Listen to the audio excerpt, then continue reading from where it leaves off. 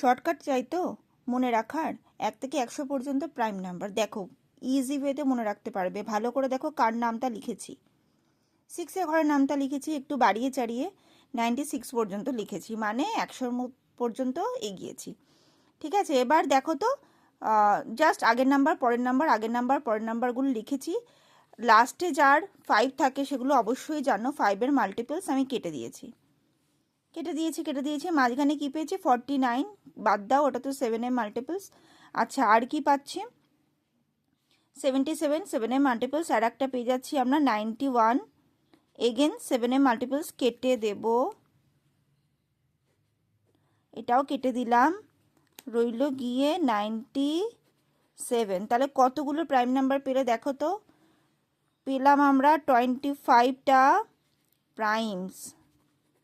হলো শর্টকাট।